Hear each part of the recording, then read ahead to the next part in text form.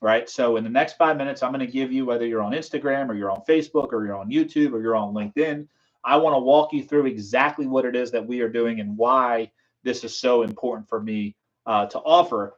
Now, when it comes to this topic, it's all about how a solution without a problem is pointless, and a problem without a solution is hopeless.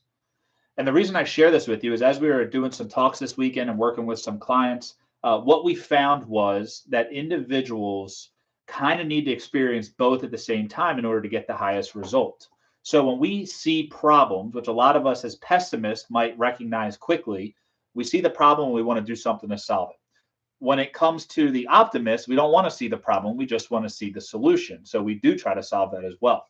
The key to all of this is to try to create a solution that exposes the problem while showing the options to solve it.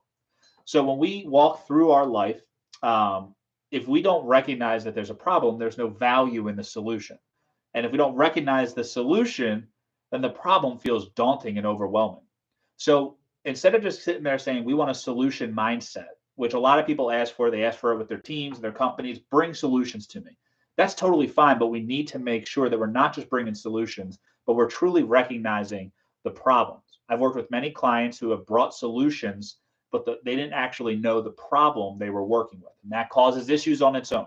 So to avoid that, to get people to show up the way they need to, what I'm going to ask is that we make sure that we are connecting the two. So we were working with a client this past week. The individual was exposing all these problems that were going on, and the people that they were managing were just getting constantly just almost felt like weight was being put on top of them every single time they would ask a question. And it did not go over well for the individuals involved or the manager managing the team. So what started happening was the people who were being managed and being told about all their problems felt like they were just failing at everything. There was no solution offered. What then happened was the manager came back and started offering solutions after they've already dumped the problems on the individuals. Well, now what happens is it felt like more weight because they had the problems dumped on them already. And now the responsibility of implementing this new solution was dumped on them as well. So here's what we need to do. We need to find solutions that not only solve the problem, but expose the problem for the individual. And in doing so, at the time where they realize they need something, what you've already done is you've provided it for them. So in order to finish your week strong this week, what I want you to do is make sure you are finding solutions that, as they are being used, are helping expose more and more of these problems, but they have a way out when they find them. See, people aren't that upset when you expose a problem as long as you offer a solution with them. But we as managers tend to come down critical on people or ourselves. We point out the problem, but we don't offer a solution. We point out the problem, but we don't offer a solution.